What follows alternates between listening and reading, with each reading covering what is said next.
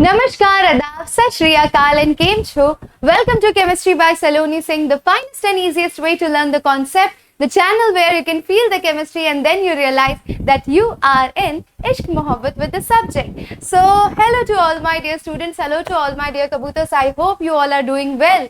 Yes, बच्चा लोग term 2 की प्रेपरेशन के लिए गिन के रह गए हैं आपके 2 दिन और कायदे से हमने पूरी थ्योरी 7 डेज चैलेंज में कंप्लीट की है। आई होप वो सीरीज आपके लिए बहुत ही ज्यादा बेनिफिशियल रही हो और आपकी प्रेपरेशन को ईज आउट किया हो। तो भाई आज का जो वीडियो है वो स्पेशली मैंने इसलिए बनाया है कि अगले आने वाले 2 दिनों में ऐसी कौन सी मिस्टेक्स है जो आप अवॉइड करके अपने मार्क्स कटने से बचा सकते हो, या फिर एक होता है ना एज अ मेंटोर, आपका टीचर आपको किस तरीके से गाइड कर सकता है कि बेटा ये लास्ट के 2 दिन हैं, इसमें ये चीजें जरूर करना और ये चीजें तो बिल्कुल मत करना, ये छोड़ के मत जाना, ये करके जाना।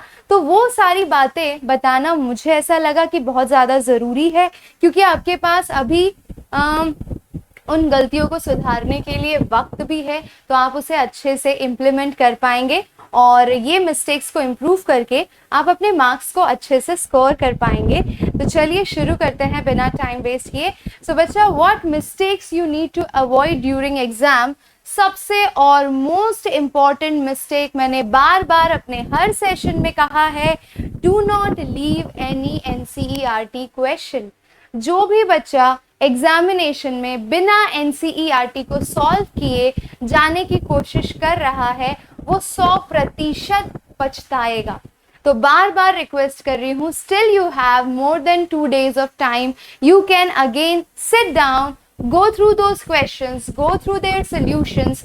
सब मत सॉल्व करो, जो सिमिलर टाइप के क्वेश्चंस हैं उनको देख जाओ। जो एक टाइप के 4 क्वेश्चन है तो एक क्वेश्चन उसमें से कर लिया, वैसे करो, वाइजली करो। ट्रस्ट मी, ये आपको बहुत सारा कॉन्फिडेंस और आपके मार्क्स में 100% इम्प्रूवमेंट करेगा। So please avoid this mistake, don't ignore your NCERT in text and exercise question. I hope you will take it very seriously and implement it 100%. Okay, second most important mistake that you people commit is, जब भी आप answer लिखते हो तो कई बार answer आपके दिमाग में होता है, यूजुअली ऐसा ऑर्गेनिक केमिस्ट्री में होता है, रीजनिंग क्वेश्चन के अंदर, कि आपको पता होता है आंसर क्या है बट आप उसे प्रॉपरली प्रेजेंट नहीं कर पा रहे। तो मैं रिक्वेस्ट यही करूंगी कि जब आपको आंसर पता है, आपको उससे रिलेटेड कोई स्ट्रक्चर पता है, तो मेक श्योर करिए कि एक्सप्लेनेशन के साथ आप वो स्ट्रक्चर भी रिप्रेजेंट करें, क्योंकि थ्योरी पेपर के अंदर कभी भी एग्जामिनर पेपर चेक करते वक्त उसके पास दुनिया भर के पेपर्स होते हैं, तो उसमें आपका पेपर कैसे स्टैंड आउट कर रहा है, उस क्वेश्चन का आंसर कैसे इफेक्टिवली आप आंसर कर रहे हो, कि उन्हें सारी लाइंस पढ़ने की जरूरत नहीं है। उन्हें आपका आंसर सिर्फ स्ट्रक्चर्स देख के, ऑर्गेनिक के स्ट्रक्चर्स देख के समझ में आ गया, फिनॉक्साइड आयन हो गया, कार्बोक्सिलेट आयन हो गया, उनके रेजोनेटिंग स्ट्रक्चर्स हो गए। तो जहां पर आप किसी रीजनिंग क्वेश्चन को एक्सप्लेनेशन के साथ स्ट्रक्चरल फॉर्म में भी रिप्रेजेंट कर सकते हो, वो आपके लिए 100% बेनिफिशियल होगा। As a big sister I am definitely guiding you, क्योंकि ये चीजें हमें बताने वाला कोई नहीं था, ठीक है। तो इस पॉइंट को हमेशा आंसर लिखते वक्त दिमाग में रखना, ठीक है। नेक्स्ट आ जाते हैं बेटा, not revising the formula sheet. इतना ज्यादा प्रेशर होता है आखिरी के 2 दिन में कि बच्चे को समझ नहीं आता है कि मैं क्या करूं। सिर्फ न्यूमेरिकल्स करता है, कुछ टीचर्स बोल रहे हैं पीवाईक्यूज करने को, कुछ टीचर्स बोल रहे हैं सैंपल पेपर्स करने को, कुछ बोल रहे हैं थियोरी रिवाइज करने को, कुछ बोल रहे हैं कि यार सिलेबस ही कंप्लीट नहीं हुआ। ऐसी सिचुएशन में उन पॉइंट्स पर ध्यान दीजिए जो 100% आपके मार्क्स को इंप्रूव करने में आपकी मदद करेंगे, एंड वो है आपका फिजिकल केमिस्ट्री का फॉर्मूला शीट। फॉर्मूला अक्सर बच्चा एंड मोमेंट पे भूल जाता है, इंक्लूडिंग ग्राफ ऑल्सो। और ग्राफ में कौन से ग्राफ्स बेटा, तो जो आपके 0 ऑर्डर और 1st ऑर्डर के ग्राफ्स हैं, और तीसरी इंपॉर्टेंट बात जो आपके डीएनएफ ब्लॉक के ग्राफ्स 2-3 दिए हैं, मेल्टिंग पॉइंट रिलेटेड और वेरिएशंस जो दिखाए गए हैं, उन ग्राफ्स को अच्छे से एक बार गो थ्रू कर लीजिएगा। Take it as an advice, don't avoid formula sheet revision before going to examination hall. Okay, clear है। चलिए, mistake number 4 I guess, not doing conversions of NCERT, दुनिया भर के आप कन्वर्जन कर रहे हैं, दुनिया भर का फोबिया लेकर बैठे हैं कन्वर्जन के लिए, लेकिन आपने NCERT के ही ऑर्गेनिक के कन्वर्जन्स नहीं किए हैं। ये आपकी सबसे बड़ी मिस्टेक है और आपके फोबिया का सबसे बड़ा कारण है। अगर आपने NCERT के कन्वर्जन कर लिए होंगे, ट्रस्ट मी, आपका कन्वर्जन का फोबिया ऑलरेडी 60% रिड्यूस हो जाएगा। तो ये अभी भी वक्त है, गिन के आपके पास 25 से 30 कन्वर्जन्स है and it will hardly take your 20 it will hardly take your 2 hours. अगर आप समझ के करते हैं, 2 बार करिए, 3 बार करिए, दैट्स इनफ।